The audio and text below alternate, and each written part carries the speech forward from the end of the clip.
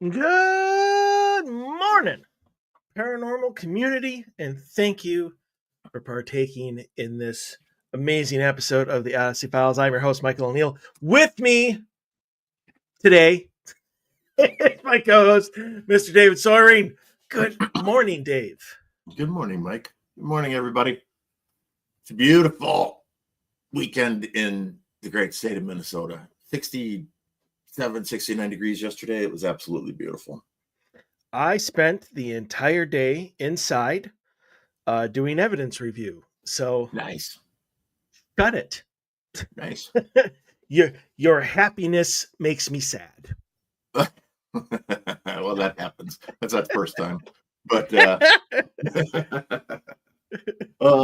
finally a little bit of spring is in the air. I'm just kind of excited about that. But the rest of the world's getting a butt kicked though. So yes, prayers go out to like Kentucky and Tennessee and all the flooding down there and all that other just everywhere, man.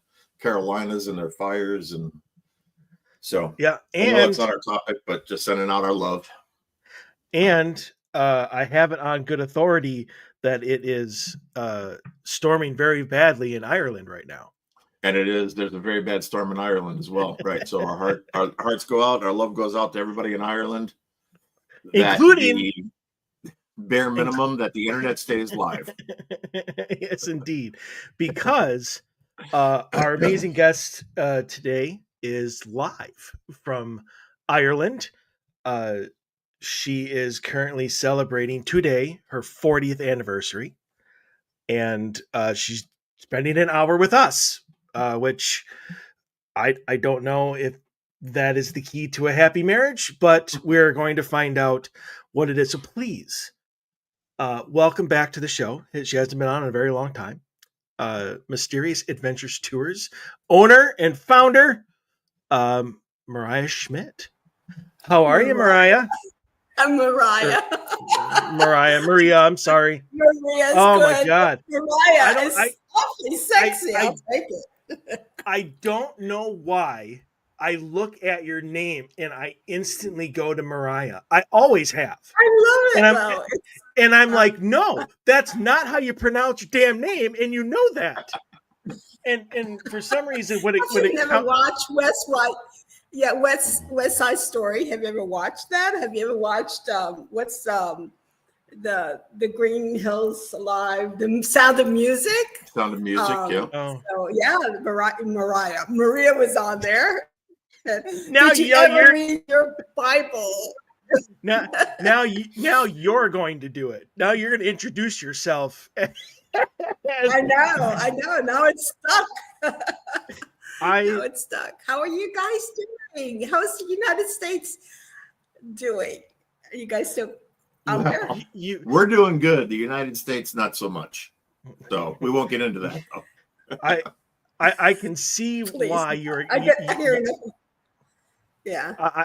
I can see why you're going from like tour to tour to stay away from here. Yeah, I do too. So, as I said right before the show, I'm going to hit you with a very hard question right off the bat, because it is your 40th anniversary. You and your husband are currently in Ireland, and you're going to be doing the tour. This is the one with Dustin Perry, correct? Yeah, it's actually 3 tours where we actually took a little time off for ourselves in Spain, and that's my mother's country, and that was an amazing experience. I was there about 2 weeks. I did, I mix a little business with pleasure there, because I think I'm going to be opening up Spain for next year. So that's coming up in the future, and didn't realize how much stuff, paranormal, supernatural stuff is out there. So I'm really excited. It's such a beautiful, beautiful country. But I just got in a couple of days ago into Dublin. And actually not Dublin, we landed in Dublin, but then we took off and went 2 hours south, or an hour and a half south, to a place called, it looks like it's Thorpe's, Thorpe, But the Irish, I'm sorry, it's Thurles, Thurles. Now you've got me all, the phonics has just gone away from me with Mariah. But anyway, Thurles is the way it looks like it's spelled, Thureles, but it really is Turles, and don't ask me why, but that's how they pronounce Thurles. They pronounce it Turles, and it's a Gaelic influence. They don't pronounce THs here. Like when they say 13, they say 13, which is kind of crazy, you know. But, you know, Ireland is a wonderful, wonderful country. Having 3 tours. The first one was this Dustin Perry, which he's a great guy. Great guy. So first with him. And then I have a private excursion for folks. It's just a tiny little tour. It has nothing to do with the celebrity or the supernatural. Well, a little bit of supernatural, but not too much. And then after that, we do the Rate Chasers. And yeah, so we do Mike, Chris Smith and Mike Goncalves. Never said his name publicly, so I don't know how to say it. Anyway, Mike and Chris. Apparently, using correct names isn't a big deal on the show anymore. No. So you lost that a long time ago. Yeah, and you broke the mold. Yeah. And when we pass on, is this true or not? When we pass on, we don't even identify with names, right? Isn't that what they say? Yes. There is that. There is that. Yeah. There is that theory. There is a theory. And that would explain why I have almost pretty much never gotten a name when asked, you know. But so you're ready for the afterlife, in other words. Mike, right? So I want to get to my question, and I think you're intentionally trying to avoid it. I am. That's okay. First of all, yeah. First of all, it's hard to believe it's been 40 years since we married. It was April 13th, which is something around tax time. That was not done purposely. In 1985. And when you're married to a most wonderful person, it's easy. It's easy. And I think it was my second marriage. It was his first. But I got a good Buckeye boy from the state of Ohio. And both of us are first generation born. You know, my mother's from Spain and my dad's from Puerto Rico. And Bob's father is from Germany, and that explains the Schmidt. And his mother's from Romania. So we're both first generation born, and we brought in that element of loyalty and not being disposable, and you know, as human beings to our marriage. You know, we're sort of old world in that sense. So you know, it's anchored by integrity and honesty and making and working hard for something. And you know, it sounds like I work hard on my marriage, and I haven't, you know, because he's such a wonderful, wonderful man.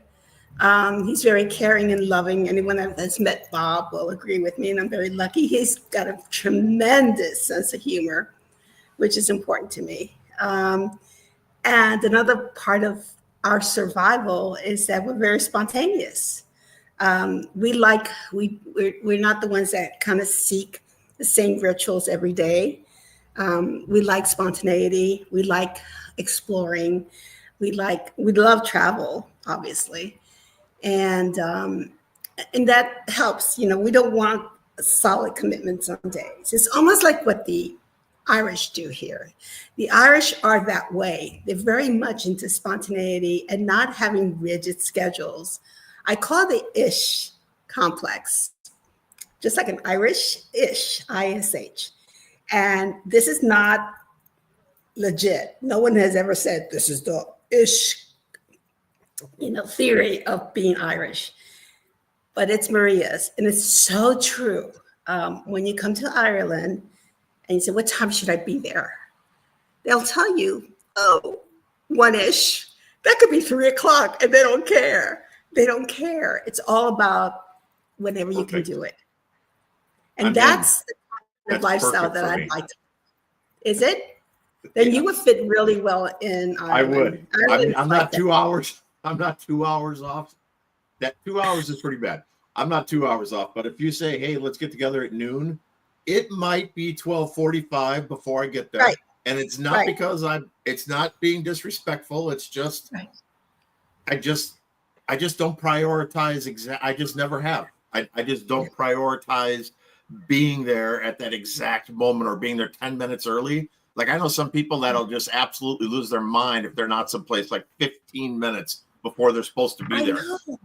I'm the guy buying Yes. tickets for the movie, walking in as the movie's starting, and I'm trying to figure out what row is Spontaneity. going on because I can't see the lights Exactly. anymore. Yeah, Mhm, and that's mhm. okay. I still see the movie. I don't need to be in Yeah. there for 20 minutes watching all the crap ahead of the time.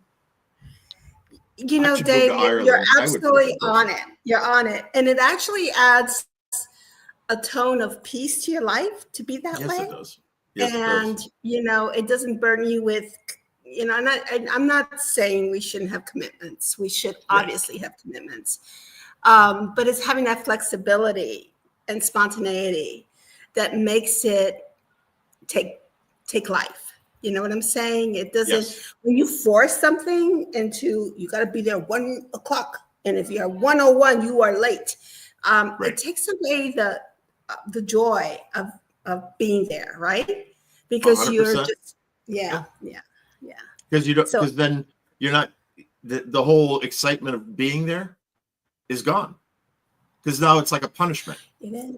And then that's It is. then why am I here? You know, then for me anyway, then I'm like, well, why am I even here? Because, you know, if I'm going to get reprimanded for being 2 minutes late because I had to get gas because I didn't realize I was low, why, you know, anyway, I digress. Yeah. But I will say So this: that's the congratulations on issue your. in Ireland. Yeah. That's how it is here. And everything is, oh, it's okay. Don't worry. It'll be all right. You know, not even with time, but also with, you know, weather. And they always say, you know, I'll say, oh my God, look how bad the weather looks. No, in 10 minutes, it's going to be beautiful. Enjoy this. You know, this is making our grass greener. You know, they never complain about things they can't change. And I believe that's what makes Ireland so spiritual. I really do. I really do. I believe that people are much more open to the supernatural here and they're much more inviting. And I think spirituality loves being here. The ghosts just love being in Ireland because they got that ish thing going on, you know? There's no anger. There's no, yeah, once in a while you'll get that, of course. You know, there's always the little bullies out there. But you walk into a bar and they don't act. They feel like they know you. And they've known you for years. Like your friends, like friends who you've never met before. And that's how it is here in Ireland. It's so wonderful. It's definitely a very spiritual place.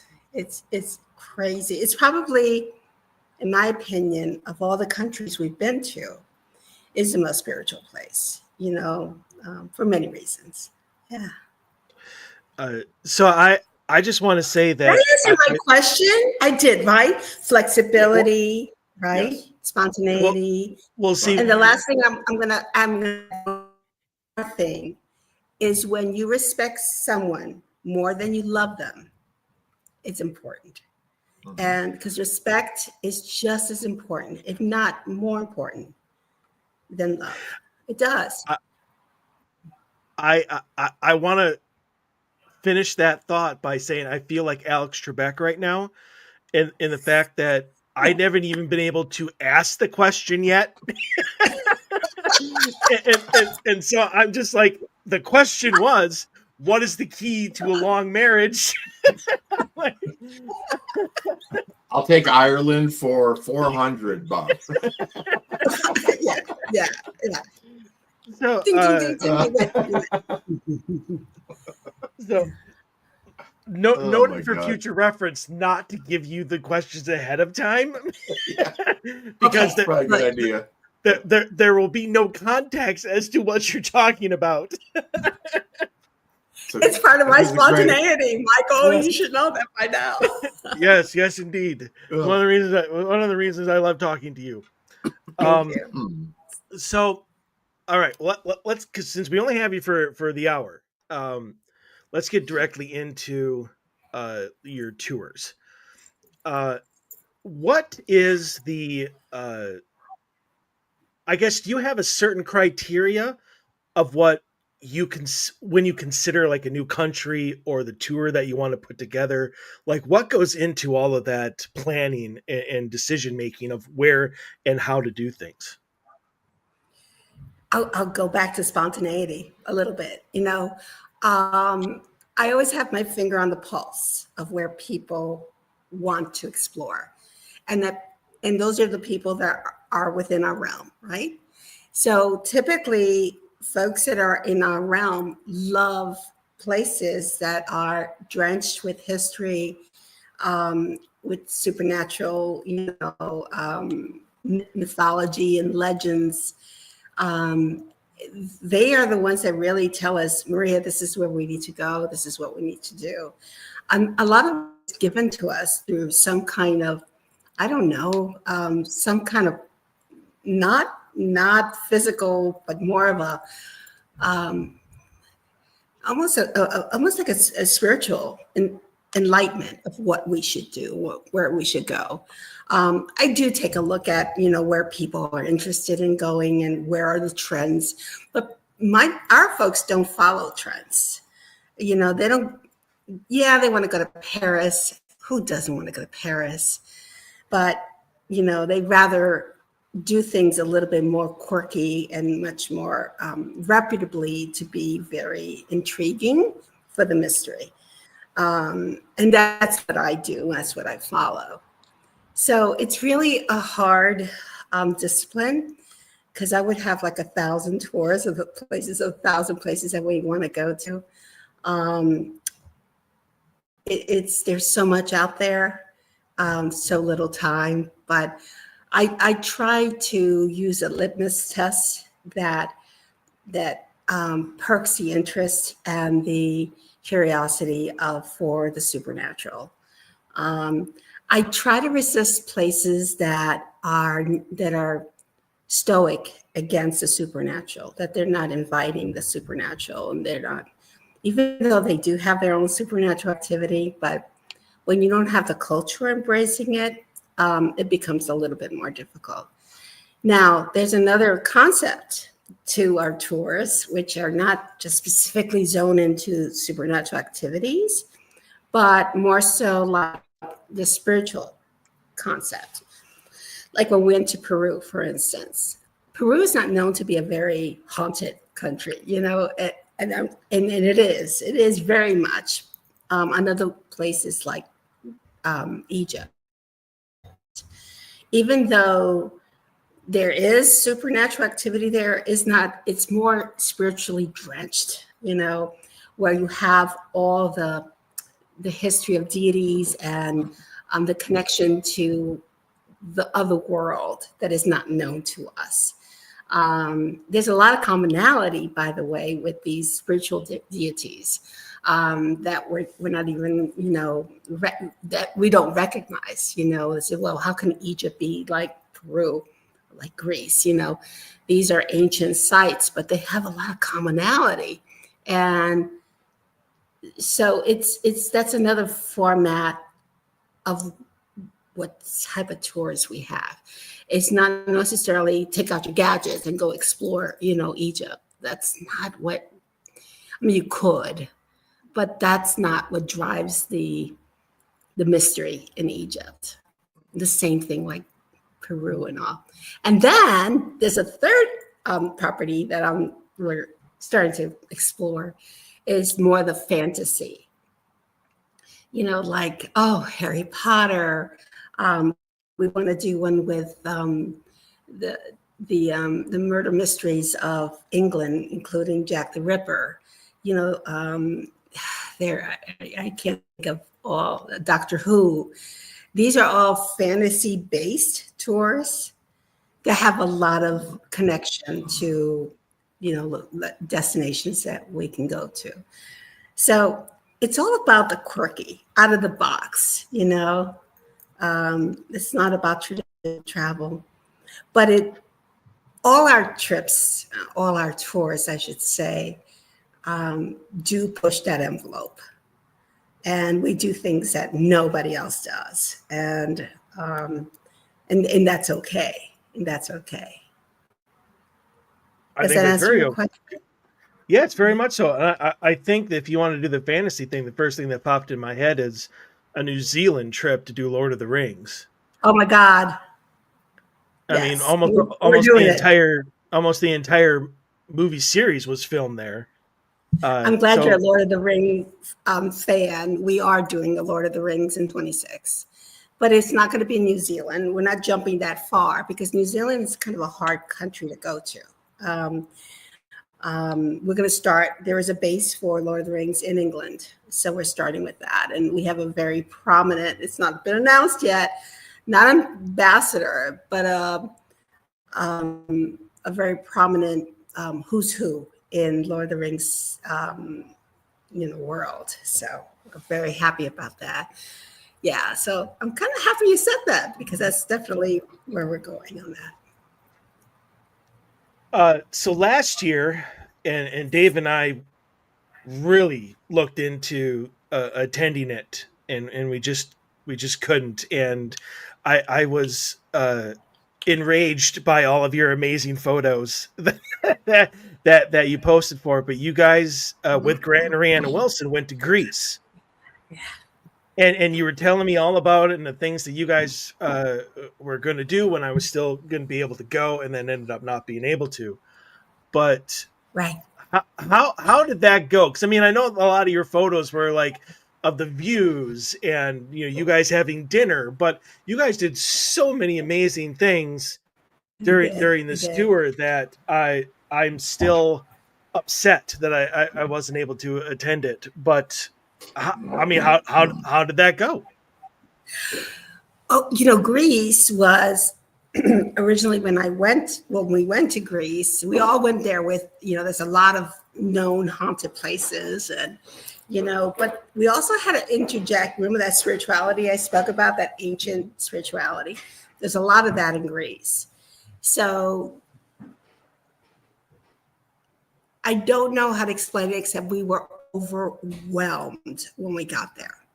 It was nothing as we expected. I had done Egypt, I had done Peru, ancient sites, but I was not ready for Greece. And the magical thing with Greece is that we did engage with a Athenian psychic medium that is into the supernatural, is a paranormal investigator. And so we were kind of guided of what to do and how to do it, but we circled around a particular event it's been happening for thousands of years in Greece. That is deity based, and it's called the Eleuthian Mysteries.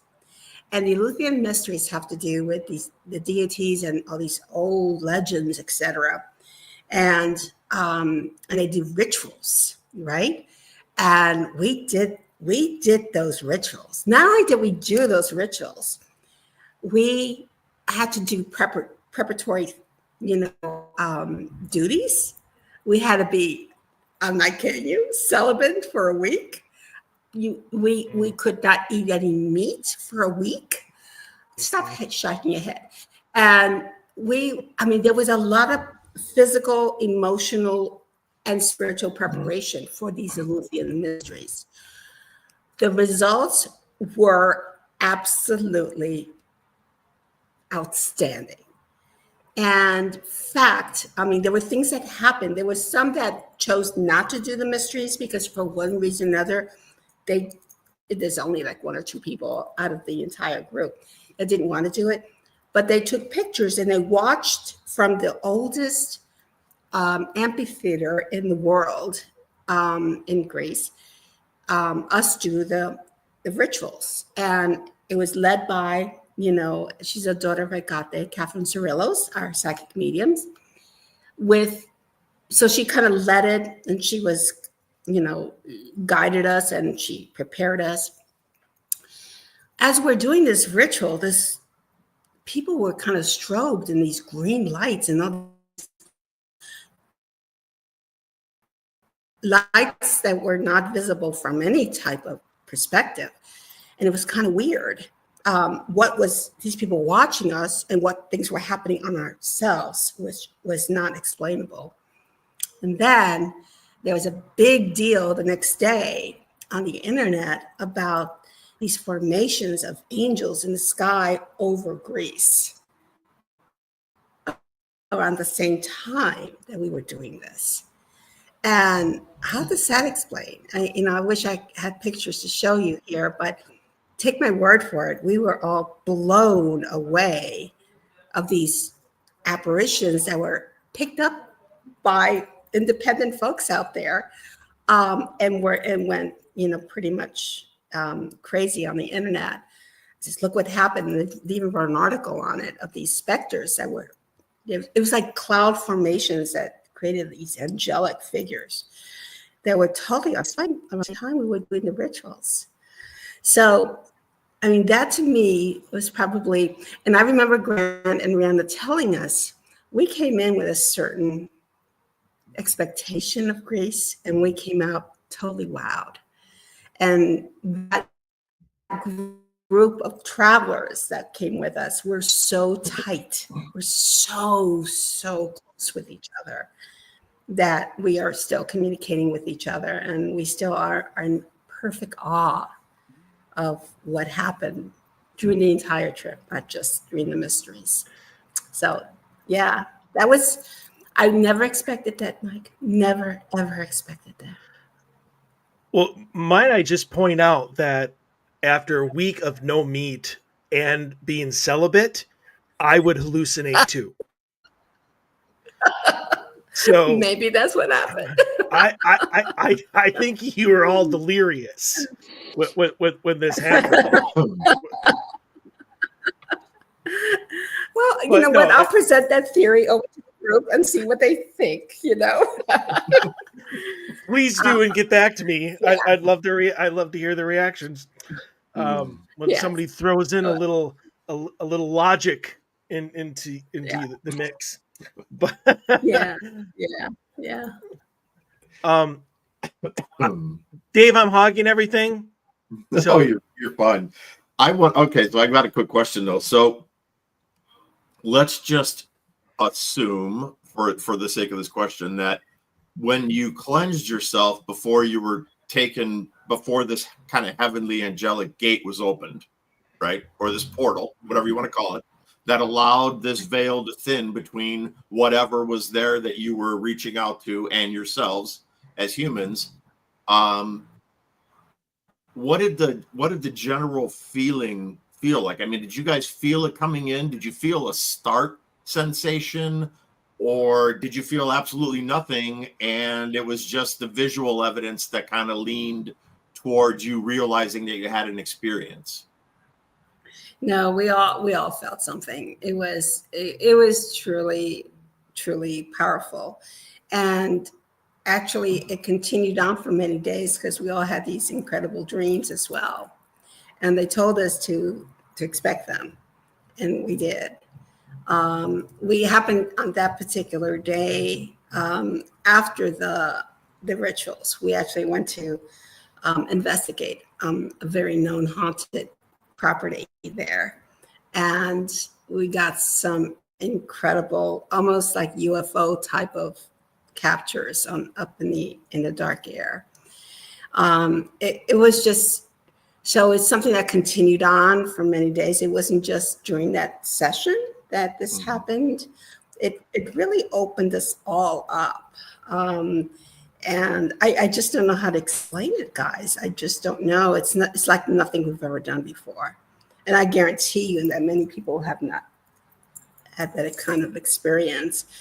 It challenges me because I am a Christian, so I don't believe in Athena and Apollo and all these deities that they do and that these rituals follow and they embrace.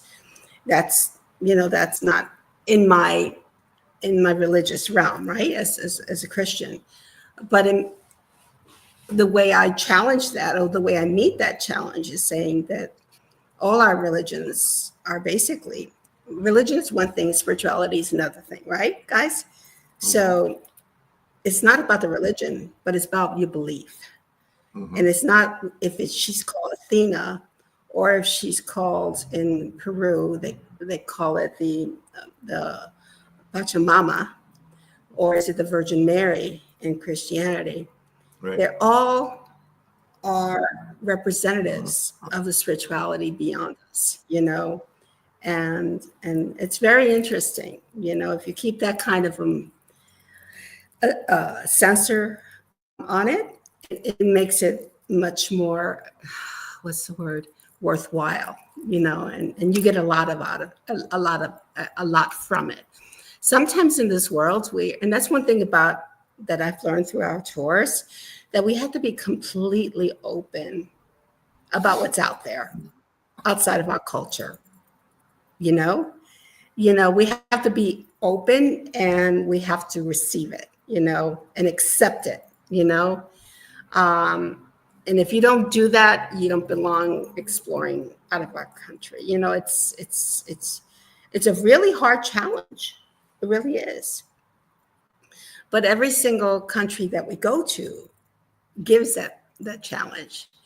And if you I think you become more gifted in what we do in exploring the supernatural when you accept those differences, and you and you lead on that.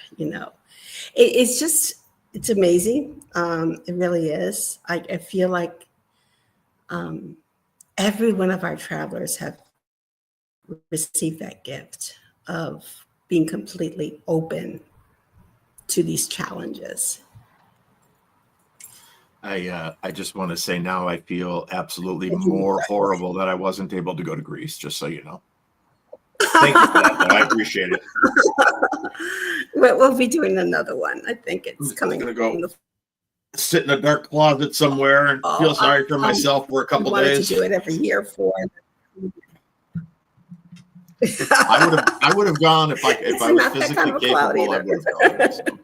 But I got to get my back fixed first before I can do a trip like that. It's still going to be there, and it's going to be there 1,000 years later. It will always be there, and you don't need us to take you there.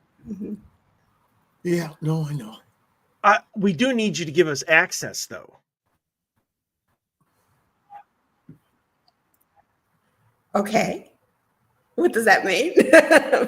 well, I mean, we can go there, but we wouldn't necessarily have the access that your company provides. Is what I'm saying. Oh, yeah, just a phone call away. Yeah, just a phone call away.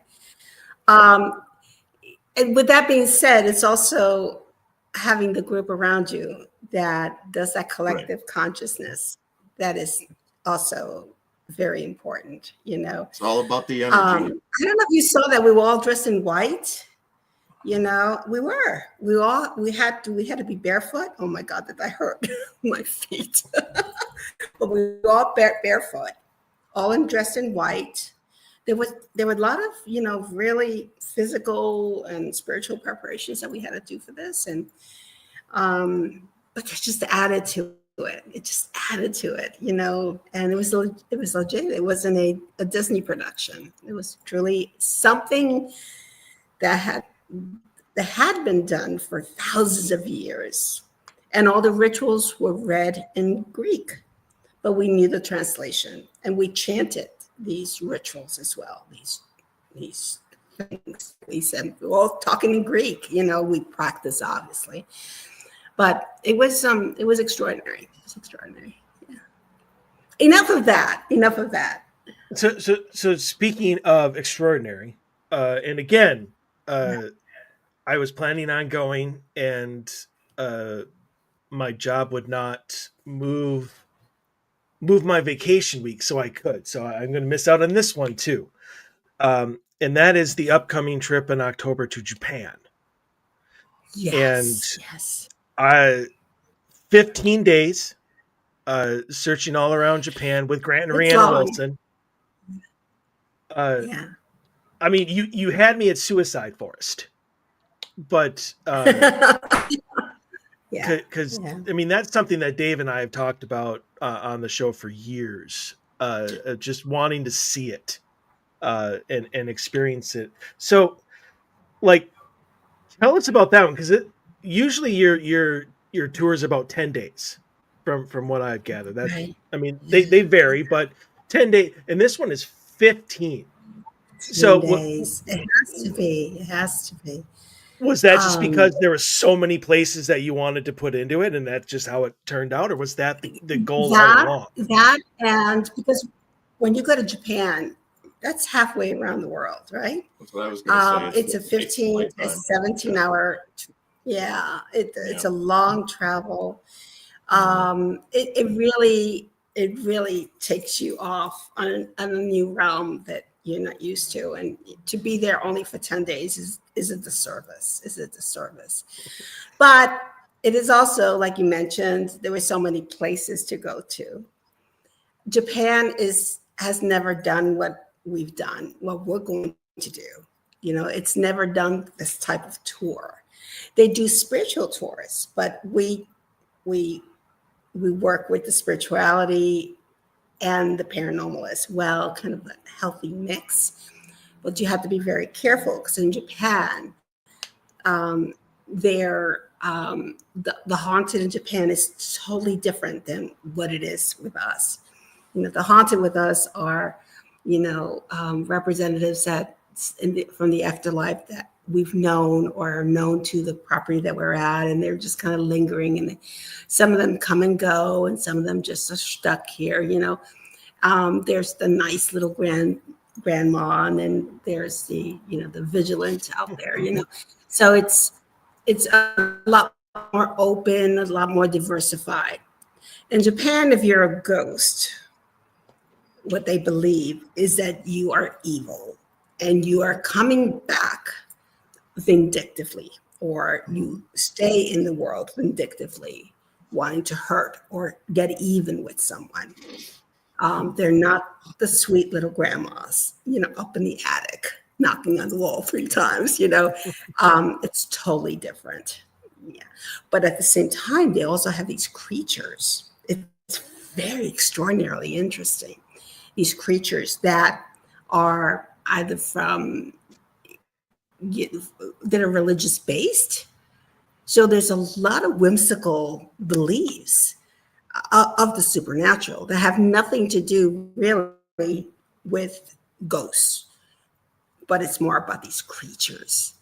And these creatures are very much, it's a little bit like Ireland does. Ireland is very creature based as well, with the fairies and the leprechauns and all that. But in Japan, they take a new definition, and so that's what we're going to be chasing around. So it's never been done before in Japan. This is the first time ever. So it's going to be a wonder. It's going to be a little bit like Greece, where we don't know what we're stepping into until we get there, and then go and be prepared to be blown away. So yeah. Well, now I really want to go. That didn't say anything about that in the brochure. It didn't say you were going to find the girl walking backwards down the stairs with the long black hair when you first arrived. I mean, that's Japan horror. I mean, I just figured you guys were going to go, have some phenomenal food and tour some of the religious sites, and then go to the the suicide forest and kind of spend a day there and get the vibe and the energy of what makes that place what it is. And but the whole going after the the entities that they believe in, and then, like you said earlier, right, you're opening yourself up completely. You still have to stay grounded, because if you don't stay grounded in your beliefs, you're just asking for trouble. That's my opinion. But but you still can open yourself up to the point where you're free of your personal weights, and you can absorb what is in front of you and try to understand it with an open mind, and with clarity. And I think that's important for growth, number one. And then also, I think it's important, like you said earlier, I am a huge supporter of the fact that the energy of the group dictates the experience. It always has. I've done so many things over the course of my life in the paranormal that I've gone to places and been with certain individuals, and nothing happens. I might see a few things, but as a group, it's dead. But I could point to the one or two people that caused it to be that way. Right. And then we'll split up and we'll change teams, and we'll pull two other people. And now this energy mix is beautiful. And we'll go back to the same location, and we'll all have phenomenal personal experiences or a group experience. And we'll all come walking away with it like, that was amazing. That is more than I thought we would ever see here, type of thing. So absolutely, it sounds like an amazing trip. And I'm with you on the 15 days thing, because that's halfway around the world. It's going to take a couple days for your body to catch up with the fact that you're halfway around the world. Yeah. Correct. Yeah. And Japan is just like a completely just on the social energy of Japan, or the cultural social energy of Japan, is such a different world than ours. They're such precision motivated folks. We talked about how you have the issue in Ireland. It's not that they're anal in Japan, but they expect perfection, and but not from you. They expect it to go from you to them. Yeah, they want that responsibility of giving it to you. They want that perfection, that precision, that adds to just an incredible experience in Japan that you'll never feel anywhere else. At least the places I've been to. I've been to Japan a few times. My son lives in Japan. And every time I come back, I go, oh, God, it's just an amazing country. And it is beautiful. It is beautiful, especially when you go near Mount Fuji and the whole area. But it's the whole social, the way they do things is just it's refreshing that people are actually feel responsible enough to keep you happy and satisfied, and deliver what they're supposed to. Accountability, over here, it's in meaning the United States, customer service is down the drain, I think sometimes, whereas in Japan, they essentially commit suicide if they can't deliver. Right. Sometimes they do. Yeah. And family is everything there. And that's important as far as the cultural awareness too, because their family is everything to them. Whereas in America, families are fractured. I mean, it's a night and day. It really is. We could learn a lot. Let's just put it this way. America could learn a lot from Japan as far as respect, and as far as providing great service, and as far as being loyal to your family. Absolutely. And loyal to the culture. Now it's slipping a little bit with the new generations that are coming out, but they're very protective about that. You won't see too much American influence in the country. You won't. Which is wonderful. I'm kind of happy with that. Yeah, I'm kind of happy about that. Yeah. Yeah. Because if it was just a glamorized America with a little bit of an accent, I wouldn't be interested in going. That's right. I want to go because it's something totally different, right? It's not America. Yeah. And you want to be challenged. And sometimes that's our biggest, our biggest, I hate to use the word challenge again, but that's the number one thing we tell our travelers and getting them prepared to visit. You are a guest there. You're not going to make them Americanized. They do things a little bit different that you feel it's not proper. That's your impression. And don't put that burden on your guests. I mean, Right. your hosts. You are the guests, right? Right. And it's just like when someone comes to visit you in your home, well, why are we eating at 6:30? I normally like to eat at 5. Well, that has nothing to do with what you want. It's my home, right? And I'm hosting you. Right. So that's probably our biggest. There are sometimes Americans or some of our travelers that do feel that the other side is not meeting expectations that should be normal, that should be industry standard,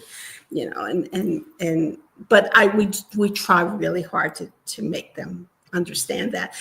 And to be quite honest, people that are open-minded like we are tend to be easier to convince about that element.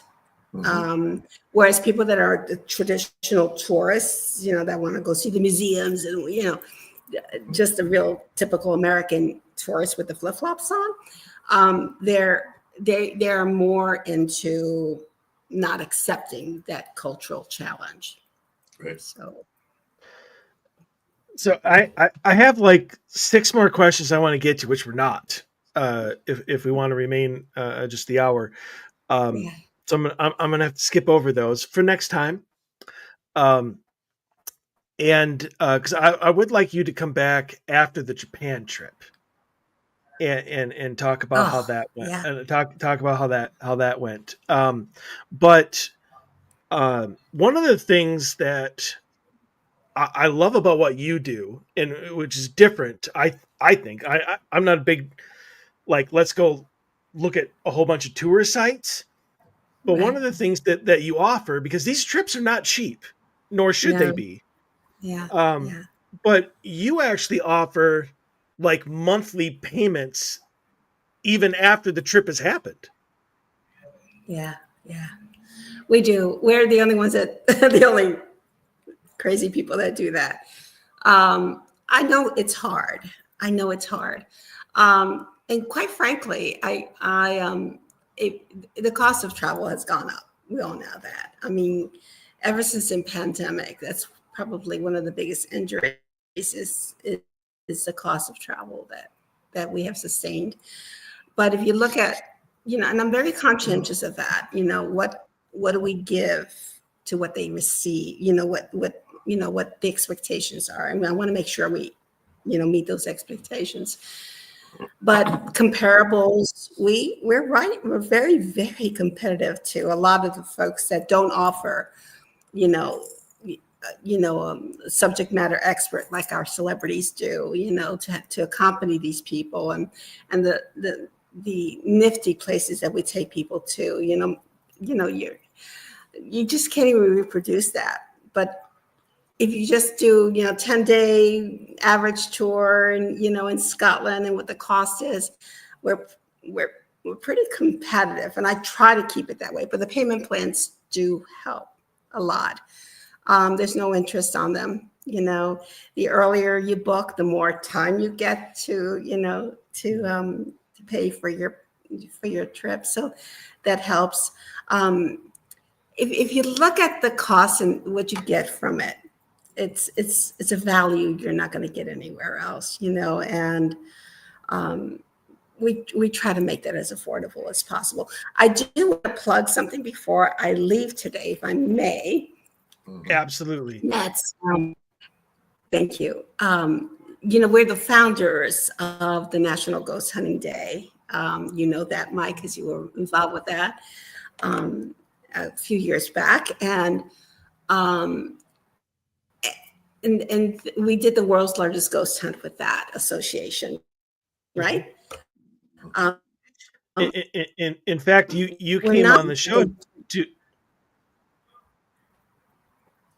the first time, right? Yeah, you came on the show to announce that like Michelle and them were taking over from you. Right. And that's sort of, it's taken its own flight, it's taken its own life, and people do it without the structure that we do, which is amazing. But we're going to do something different this year. And to salute National Ghost Hunting Day, we're actually going to have what we call the summit. And that's on the National Ghost Hunting Day weekend, which is September 27th and 28th. And what makes this event a little extraordinary, pardon me, is that the people on stage, the celebrities we bring on, are the owners and managers of haunted properties. So they're not people that have their, their time on television shows or some fame associated with them. Those people are fine. They get they get enough exposure. We want to concentrate through our efforts, and everything we do is based on historic preservation. Because if I don't pay certain locations and bring tour, I get that all the time when I bring people out to Ireland. Thank you for bringing your groups out here and helping us sustain. And that's a really important part. So I want to put those people and recognize them as the true celebrities in the paranormal field, the ones that have to maintain and sustain these properties. Because they're the ones, without them, we have nothing, right? And at the same time, they're keeping the history alive. They're keeping the voices alive. As a previous owner of a historic inn and haunted inn, I know that feeling, and that's what was the surge in doing what I'm doing right now. So we're actually going to bring in one of the guest speakers that are going to come in. We're flying over Sean Ryan, who is the owner of Leb Castle, the most haunted castle in Ireland. Nice. There's Pat Noon, who owns this incredible farm full of Irish fairies. It's not the fairies like you think they are, but the actual fairies. And he is what I call a fairy whisperer. And to be able to hear Pat talk about his fairies and what they do and how they help you interact with the Irish soil is so amazing. So we're going to be having speakers of the most respected and acknowledged properties that are known to be haunted. And there's going to be a lot more vitality in that coming up as soon as I get back from Ireland. But we're very excited about it because this is the first time it's ever been done, guys, and I'm taking a chance on it, but I got a feeling it's going to do well. It's going to do well. Sounds great. I think so too. I wish that we had more time to talk about it. We will. Let's schedule it before the event. Let's do it. Yeah. Because that summit does come before the Japan trip.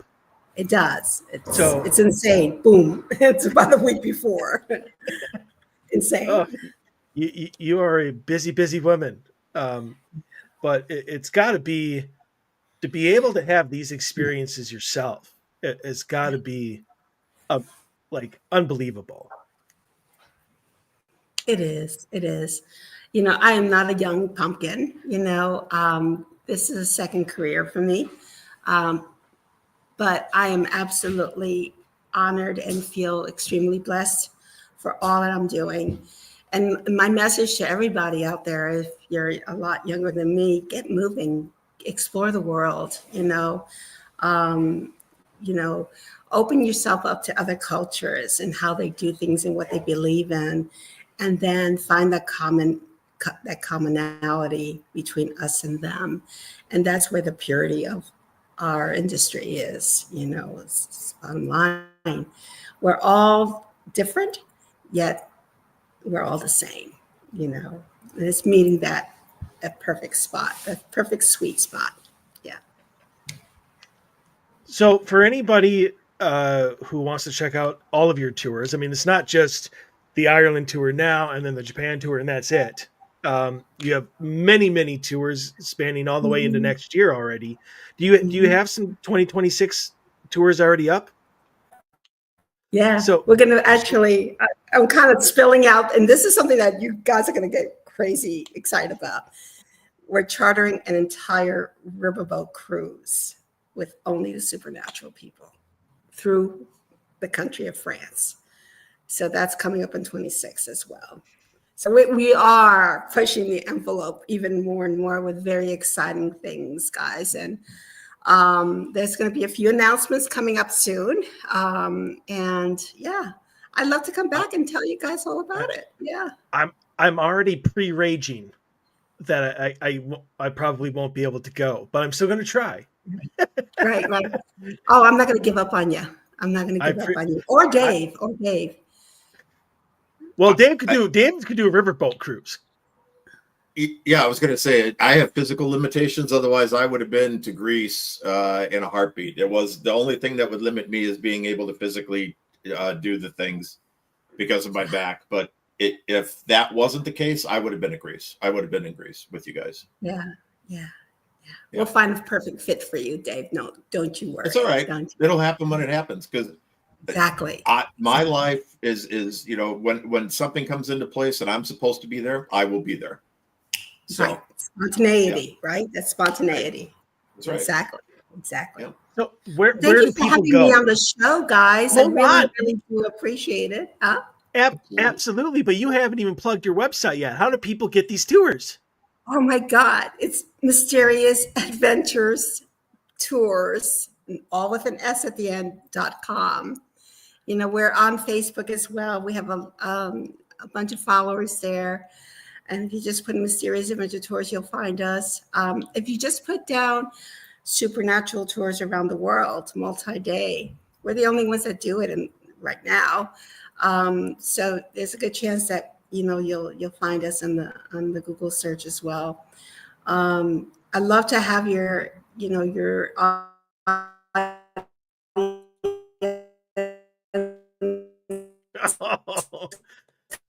And the Wi-Fi cuts out right at the end of the show. I was going to say, I'm not sure exactly what she's asking us, but she would love to have for us. But okay, if you can hear us, we will. All right, you're back. That entire I'm back.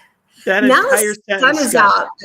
The sun is out in Ireland, so I don't know what's going on because it should have not. Now when the sun's out, the Wi-Fi goes off.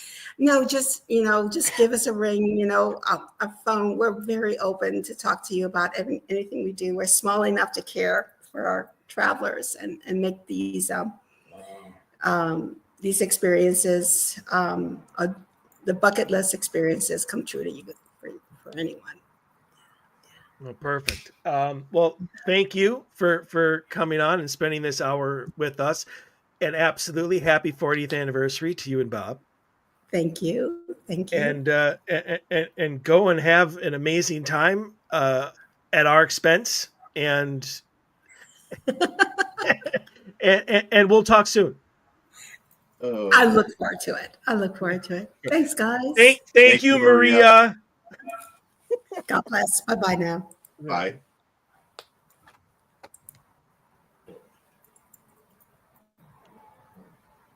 You can't figure out how to close the window, can you? Well, she's not for 2 hours. Yeah. Are we all? Am I still on, or? Am I still yeah, you're still here. But you can edit this, right? No, it's live. Are you just going to? That's spontaneity for you. Are you just going to remain with us until you figure out how to leave? No. I'm trying to say. I'm looking at your little menu here thing here. It doesn't move. Bye. I figured it out. Take care, guys. Yeah, bye. Even though she is still in the backstage area. That's okay. So she's removed from the show, but she's still part of the show. Oh, there she goes. Yeah, that's a first for me. I completely screwed up that name. Yeah, you did. That's going to remain with me for a while. Yeah, it will. I mean, you've been doing really good at not hacking up American or English, the English language, but you just totally punted that one. That was a shank, buddy. It was a complete shank, and that was a bad shank. Yeah, that one went. That was about a -3 yards between your attempt and the wind catching it and pushing it back. It actually landed behind you. Yeah, I was gonna say it. I shanked it into the. Oh my god. Yeah, the tee box, and yeah, that was bad, and I apologize to Maria. Yeah, I know she does. But seriously, even during the show, I'm looking at her name, And like half the time it's coming out Mariah. And I'm just like, no, that's not her effing name. I will say this, and I was waiting until she was off the air, but that was a beautiful Max Headroom moment right at the end of the interview. It was, for those of you who know who Max Headroom is, that was a perfect Max Headroom moment. I don't know who that is, but I know what you're talking about. Yeah, MTV. He was on MTV, and he would do the digital stutter thing. Yeah, right, exactly. I do remember that now. Yeah, I was laughing. The first thing popped into my head. She's like, do. I'm like, oh, she's doing the Max Headroom. I haven't seen that in a long time. Not on purpose, though. No, not on purpose, right? But what a great lady. Oh, I love Maria. Almost did it again. Seriously. Yeah, no, what a great, and good for her that this is her second life, kind of did the whole like work for a living and blah, blah, blah. Now this is her, retire, and in retirement, she's having fun like this. That's fantastic. I'm happy for her. Yeah. And I'm looking at their website as we were talking. So they've got like a Frankenstein in October, a Frankenstein tour, and they've got oh Christ, what else did I see? Well, obviously we know the Japan tour. Yeah, I didn't even get to ask because I'm really. What else did they have? The Dark Shadows, Witches and Phantoms of Scotland. Mm-hmm. Obviously the Mystical Soul of Japan, Dracula's Haunted Halloween. Mm-hmm. And then Frankenstein's Halloween. And then this one, Phantoms and Magical Creatures in Ireland. Yep. And then a Barry Krampus European vacation over Christmas. Well, you if you went on that one, you'd be able to probably experience that. Oh, I would say you'd be able to experience that parade that you sent. Yeah, the Krampus parade. That's the picture of it. It is the Krampus parade. Yeah. I wouldn't go on that one, but because it'd be kind of fun, I guess, over the holidays to be in Europe because they celebrate Christmas a little different than we do, and it'd be kind of fun to see. But no, I'm more like, if I'm going to spend my money, like the Japan thing, really, I would love to do that, and I really want to go to Greece. So yeah, and I find the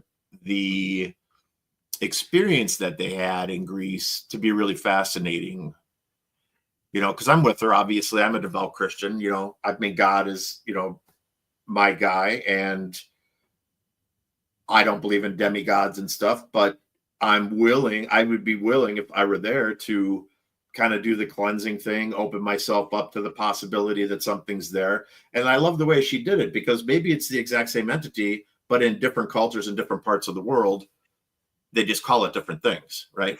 Well, that's exactly what, I've learned over the years from my conversations with Scott. It is God, the source, Allah.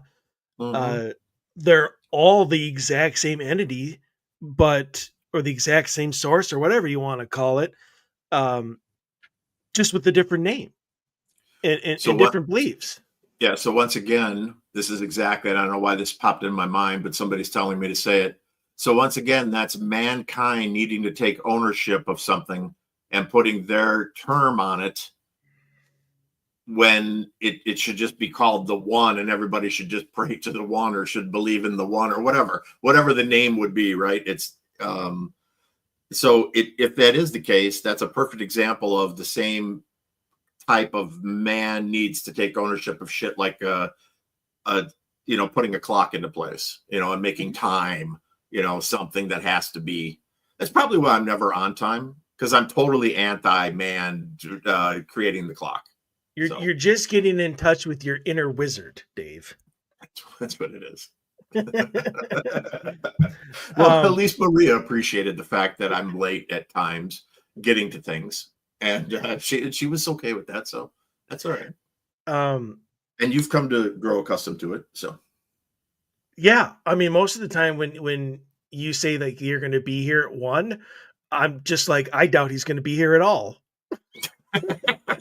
So then when I show up at like 3, you're like, "Hey, how's it going? I'm like, you Glad came. you could make it." I just figured, Oh, you're supposed to be here at 1, and by noon, 12:30, you're going to tell me that you're not coming at all. there you go. Well, I try Um, not to do that, but that does happen. yes. So yeah, we're all good. I'm more than accustomed to that. But yeah.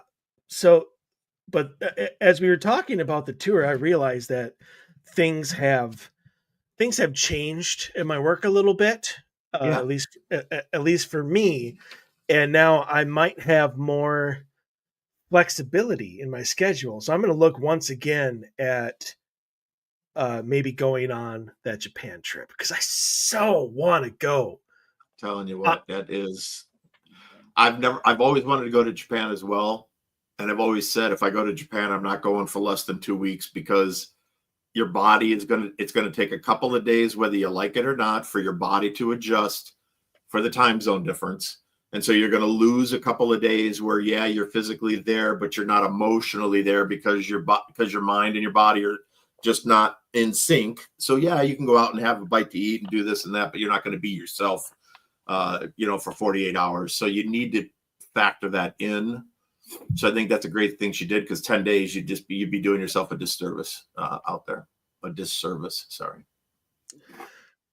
yeah. They're going to Hawaii though. That would be a nice trip, especially in January. I, January 16th to the 25th, leaving Minnesota and going to Hawaii. That's very tempting. I And think then Prague. They're going to Prague. I've always wanted to go to Czechoslovakia, and they're going to yeah. Prague with Grant and Rihanna again in May. Yep. So Architecture there is stunning.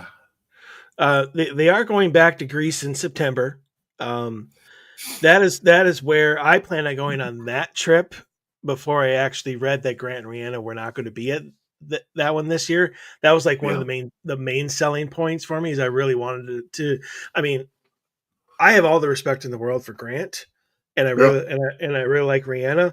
Um, in fact, I think the first time that I ever met Rihanna at Paracon up in Monoman, her and Lindsay tried to give me dating advice. So her and I have a special moment. Yeah, there you go. Yeah, the special moment. It did not pan out. Their advice did not do anything for me, but I appreciate the fact that they gave it to me. But yeah, and so when I saw that they were going to Japan, and I was looking over, and I'm like, there's. It's one of those things like if you had unlimited money, like I would just do nothing but go on her trips. Oh, they'd be And fun as hell. oh, I agree. And one of the questions I didn't get to ask her because we just ran out of time is I really want to know how the investigations go because Yeah, I was going to ask that as well. it's you not all the places that you go, but like every 2 or 3 days, one of the like the Parthenon is that did I say that correctly? Parthenon. Yeah. The Parthenon, like you were going to get to investigate that in Greece. And one of the questions that I asked her before she even came on the show when I was talking to her about the Japan trip, I'm like, do you get to investigate the suicide forest? I'm like, it'd be amazing just to see it and walk through it and take a tour through it, but to be able to break out a recorder and see if you could do, an EVP session or two or something like Right. that, Right. would be for an investigator like me, like top of the list of the Oh, bucket. yeah. That is the place you'd bust a flare out. Yes, absolutely. I would And absolutely have that FLIR in my hand, as much as it's distracting, because you're always looking at the stupid FLIR screen. I get it, but in that forest, I would have that damn FLIR would be in my hand, no doubt about it. yeah, and Yeah.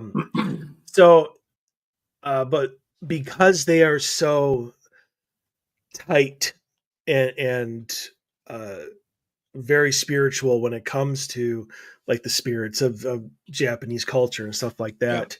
that, she's not actually able to publicly say where you would be able to investigate. Gotcha. And I get that. Mhm. and so I don't know at all where we'd be able to investigate. I just know all the places you would be able to go, and even Yeah. that is enough. Well, the way I always looked at it, and I've looked at it forever, is those recorders are really lightweight. So I'm going to investigate wherever the hell I want to investigate, because that recorder is going to be with me. It's the same thing when we were talking about investigating up at the mansion in Duluth. Can you go there and formally do an investigation? No, but you can do your own self-guided tours. And recorders are very lightweight. They fit right in your shirt pocket, and they have the clip-on microphone, and you could easily walk through there and do an investigation. But see, the only thing, and speaking from an investigator standpoint, the only thing is you couldn't take anything as an EVP, because there's so many people doing the tours as well. You would never be able to have a room by yourself. Well, that depends. I mean, if it was the middle of winter on a Tuesday at 9 a.m., you might have the mansion to yourself. You just have to kind of plan it out, I guess. Reach out to them and say, hey, when are you guys really busy? When's your busy month, or busy times of the day, They know when it is. They keep track of that stuff because they use it for marketing purposes. Maybe. Well, they might get suspicious. Be like, so when is nobody in the house? Well, you know what? You're a paying customer. They can be suspicious all they want to. They can't discriminate against you. So no, but they could follow you around. They're like, well, we don't have anything to do. How would you like a guide with you the entire time? I'd be like, that's great. I'm going to sit on these stairs for 4 hours because it's a self-guided tour and I can stay as long as I want to. So come on over, sit down next to me. That's fine. We can sit here and talk about sports and life and weather. And that'd be a long audio file. I would, trust me, I would bring up topics that would offend. I don't care what their beliefs are. I could offend somebody pretty quickly. They'd be out of there. Nice. Yeah. So I would clear the room I've done it before. It's not that difficult. So I would get the room to myself however I needed to get it to myself. But we digress. Let's get back to where we were. So wonderful lady, wonderful tour company, beautiful locations.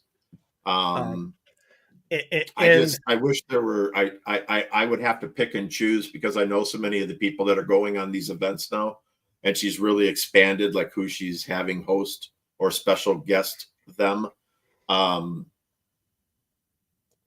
And just, for me personally, there would be some that I wouldn't go on just because of who's guiding it. So me too. In fact, it's one of the reasons that I really want to do with Grant, because he's about the only one that she works with that either I don't have a problem with, or they don't have a problem with me. Well, Grant's so laid back anyway. For the time that we've spent with him, he's not pretentious in any way, shape, or form. He's just a man who just happens to love the paranormal, and he was in the right place at the right time when Taps, they were looking for a show type of thing, and he was a plumber. Legitimately, he was a plumber who investigated ghosts, and they just happened to fall into the right place at the right time. But it never got to his head. Every conversation I've ever had with the guy, fantastic guy. Oh, really. Absolutely. And Jay is too, now. I think Jay's mellowed out a lot. Yes. I think he was kind of big-headed for a long time. And I think that, I don't know, change in his life. Maybe he got a little older and realized it's not all that important anymore or whatever. But he seems that he's more, takes things in stride now. It's not, it's not all about him type of thing, where for a while I felt like that's the energy I got from him. So. Yeah, absolutely. I got nothing against Jay at all. No. But yeah, we'll be talking more about that. Because I mean, honestly, you could put together an entire show of just the history and the spiritualness and the paranormal of all of the places. Like, we do an entire show on just the trip of Japan and the suicide forest and the different places that you get to go to. So there you go. And I don't know if you picked up on this, but Maria doesn't know it yet, but she's going to put me in touch with a whole bunch of property owners Yeah. to come on the show, like we've been wanting to, Yep. to do an entire series on just owners Yep. of these Yep. paranormal, these haunted locations and stuff like that. So I'm really glad that she's doing that. And I agree. I think, and I see this a lot now with conventions, that it's all the same people always, every year, same people. And people, and a lot of them are like, well, I've already met the ghost hunters, so why do I need to go again? And I think switching it up to where the people who you're talking to not only have the same amount of stories as, you know, Jay and the people like Project Fear and the Ghost Brothers and stuff like that, but they get new ones every single day. Right, because they're living it. Yeah, and not only do they have those stories, they have the history of their particular building. I think I would be very interested, and that's why we want them to come on the show to talk about the history of their location and the paranormal things. What's going on in the basement? Oh, nothing. I've got two right off the top of my head. I mean, would love the interview with Lemp Mansion with Sean. But as much as I would love that, I would really love to talk to the guy who's got the fairies on his land that he is interacting with. Like, because I don't know that much about fairies, you know. I think it's fascinating, and I would love that interview from somebody who's living it. You know, he has the land. There. He's living that every day. You know, I mean, we've heard contradicting things where fairies are, you know, they're great and they're like, they bring you luck and hope and blah, blah, blah, blah, blah. And then, you know, you throw water on them after 10 o'clock at night, or you let them eat, and, you know, they turn into the gremlin from hell, and then, you know, and then they make your life miserable, you know, because you did something that wronged them or pissed them off. And so now they become vicious and, you know, demonic, right? I hate that word, but it's really the only word, you know, evil, whatever you want to say. But I think that would be a phenomenal interview to see if there's any truth to anything like that, or if they are just a benign, pleasant, you know, being type of thing who just cares about the land, you know, and wants to make sure that it's not disrespected. And speaking of like overseas and people who have a unique knowledge set, let me just throw it out there now. We're off next week because it's Easter, and then we have the great Barry Fitzgerald coming on the show for the entire 2 hours, and that conversation is going to be amazing because we already have like 3 or 4 different topics that we want to bring up to them, and a conversation with Barry is honestly talking like you're talking to an interactive encyclopedia of paranormal facts and theories and stuff. So you're not going to want to miss that in 2 weeks. But do we want to get to stories or no?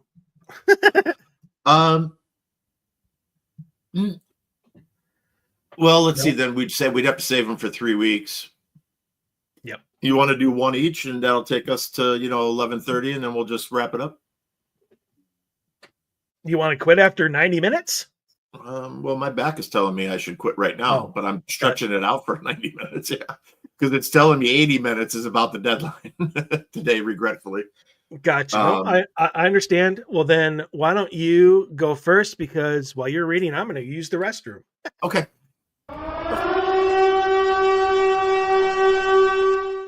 The Odyssey Files is proud to present the mailbag. All right. So I've got 3, 4 that I really liked, but I like this one, and it's interesting. So it was sent in to us. It says, "Why just observe? Hey guys, I've been thinking about this a lot lately. In my own personal experience, and 99.9% of experiences I've had and or read, the Hat Man is always just watching and observing. And then it's in quotes, although I also have heard of stories where it's gotten worse. But the majority is it's just him watching us. Does anybody have an idea why? Why would some powerful entity or entities that can literally manifest into the physical realm want to just stand by and watch humans? Are they that bored? Are they constantly watching us 24/7, just waiting for us to go to sleep to feed off of our energy, possibly? If everyone has a spirit guide or a guardian angel, and again, in quotes, if that is true, wouldn't the rule of yin and yang still apply? Could they be the other side of our guides, angels? All right. So we've talked about the Hat Man quite a bit, and I'm not going to go back into like all my own personal beliefs and whatnot. Mike and I are like 90% on the same page with the Hat Man. So here's what I think, though. So the Hat Man is a powerful entity. It could be more than one entity. It could be entities. We don't know for a fact because he's seen with different hats, and that might be a manifestation of the same type of entity, but not the same exact entity every time. And why does he manifest and then just stand there and watch you? So the manifestation is kind of a game, and it's to observe somebody that has something important, whether that's going to be, you're going to be great in combating evil down the road, or whether you're going to be, create whatever the thing is that they want to discourage you from doing. That's why the Hat Man is there. I don't think that they necessarily are feeding off your energy like a demonic presence would, or like a leech type of entity, a parasitic type of a negative entity would. Those feed off of your energy, but they also feed off of your fear. So they're there to get you scared, to freak you out, so that you're throwing that burst of energy out into the room, and then they're feasting on that. But this is the interesting side of this question to me, is not the Hat Man side. It's posing it as the yin and the yang. So if you have a spirit guide or a guardian angel, and I'm going to stick just with this thought, and just as the question is written, is that why the Hat Man most of the time can't do anything to you but observe, because your protective spirit is right there with you? I'm going to say yes, that's a distinct possibility. Maybe that's why he is forced to just stand there and watch, because as strong as he is, your guardian angel is stronger. Light beats dark all the time. It wasn't Satan that threw God out of the kingdom of heaven. It was God who told Satan, you're too proud and you can't have my throne, so therefore you're leaving. In that respect, could it be that this darkness is there and trying to do something that has evil intent, malicious intent, to go after you, to take something from you, to corrupt your life? Sure, that's possible. That's what evil does. But I've never seen it thrown out with the yin and the yang kind of thought pattern. And I'm a big person and a big believer on the yin and the yang and how the world balances itself everywhere. So it's possible. I don't have a concrete answer for you, but I like the question. I think it's possible. I think that maybe your protective spirit is right there, and it's looking the Hat Man right in the face and been like, nice try, asshole. But you just keep right on going, because you're not having this kid. This kid he's not going to be harmed by you. So, yeah, I like that. I like that question. I like the way it was thrown kind of at us. So I like the theory. I like that people are I don't want to say thinking outside the box, but they're looking for other explanations for why the Hat Man does what he does. Right.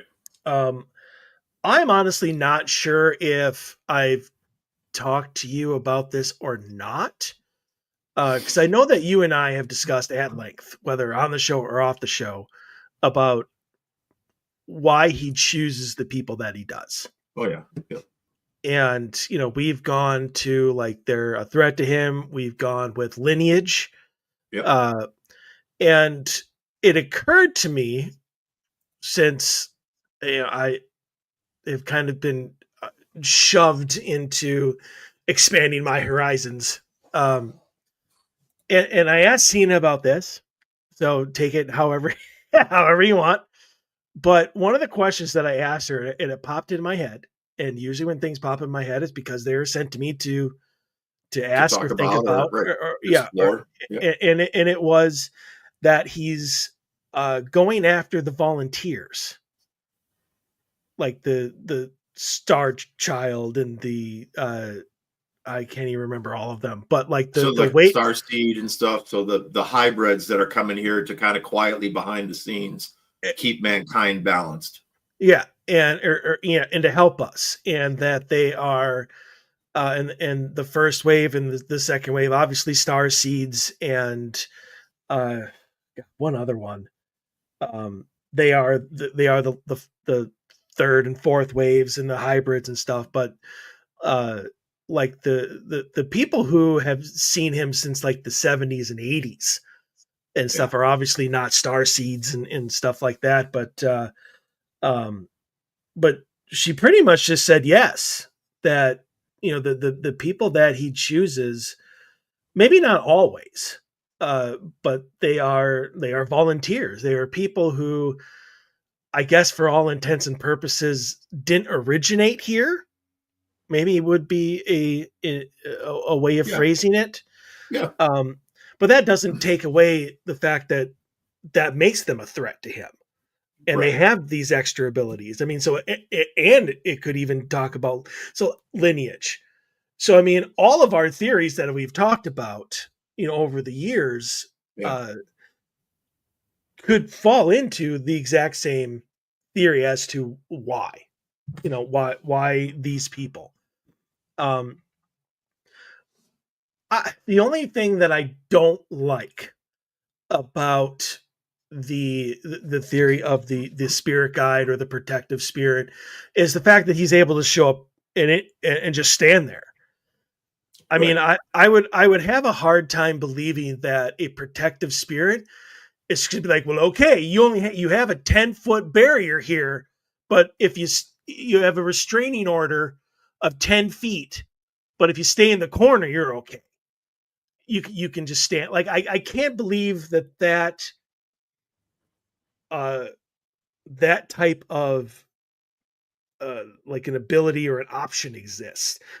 Plus, the only interaction that people typically have with the Hat Man is they use Jesus's name in some way, And he's and gone. then he's either gone, or he swears at you, or your God can't protect you, and then he disappears. Which is I always love that one. I know. Your God can't protect you. Shit, I'm leaving. Yeah. Okay, tough guy. Yep. I am so going to get a visitation from him for this, but he's like the Urkel of the spirit world. Oh my God, you're in Like trouble tonight, buddy. like he's just Tomorrow like, morning. I don't have to take this. I'm going home. But never Oh, never in any sort of story that I have read, and you can correct me if you have, does the Hat Man talk to somebody else? Like he's not like if there was an angel there, does he communicate with the angel in the presence of the human? exactly. No, Like I've he's never never heard that. he never says you can't protect this person. No, Like he never talks to anybody. He even doesn't talk at all. no, Or if he says anything, it's to that person directly. Like nobody ever says, I felt another person in the room, right. or I felt protected from him. Yeah, or I felt Like, my guardian angel appear behind me or something to protect me. Right. right. But I mean, if you Heidi Hollis, who wrote the book that we wrote about the Invisible War, and Right. she talks about people going about their lives, why there is like angels in darkness, like fighting like right next to them, Sure. and you don't even know this. Right. So I mean, is it possible? Absolutely. It's just one of those things, like, nobody has ever said anything that would lead me to believe it, that would be the case, unfortunately. um and honestly, it would almost be should have been a question we asked when we had the round table. Round table. I know. It Popped into my head too. is just one of those. what about protective spears? Do your guys protect you when like the Hat Man shows up and Right. stuff like that? Which obviously we didn't, but next time, we have somebody on, we'll have to ask them about that. So yeah, that's the only thing that I like the thought process and the fact that they're trying to think outside the box. I just Yeah, I don't. do too. It's taken it down a different path, kind of Yeah, a new path off. It's a new line off of the multiple lines that are off of the path of the idea. But that's what keeps us going is getting questions like that where we have to sit back for a second and say, well, yeah. I mean, yeah. it certainly could be, right? I mean, that's why maybe he doesn't. I think that the energy that the Hat Man brings, though, just the negativity is overwhelming.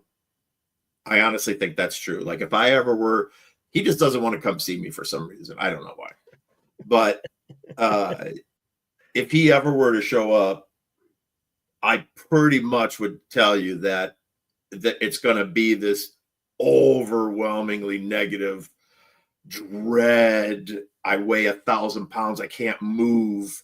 Not sleep paralysis. We ain't going to sleep paralysis medical exam bullshit. I'm talking about real life stuff. That you just feel weight. You just feel like your whole body weighs 10,000 pounds. You can't move a finger because it weighs 800 pounds. I've had that feeling. Not from the Hat Man, but I've had that from the asshole that I grew up with. So, it's real. It happens. And my gut tells me, and of course, now my guys want to chime in, right? No, I'm not gonna. I shouldn't even honor you by telling you what to. Anyway, they.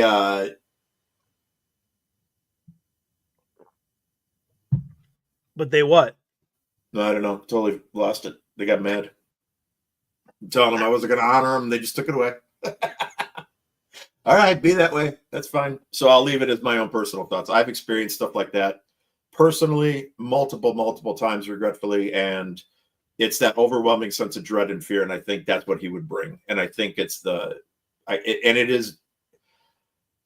I have a lot of light inside of me, but I'm telling you, there are times when you run into something that is just like a vacuum, like the super Hoover of darkness that just tries to suck that light hard. It's just trying to absorb it and steal it from you. And it's a battle to keep yourself, and keep your sanity and keep yourself safe. So, yeah. And I think that's what he brings to the table. And maybe that's why people are in such a state where they can't understand what's going on around them, because they're so all consumed with the negativity of him and the energy that they're oblivious to everything else that's happening. Very true. Another line opened up. Yeah, this is like the detour off the off ramp after the wrong turn. Exactly. Yeah, we haven't gone off the cliff yet, though. So that's good. And the rabbit hole is filled, so that's good too. But we are off-roading, that's for certain. Yes, indeed. Honestly, I'm all right with leaving it there. That was a good conversation. Yeah. And don't need to ruin it by doing another story.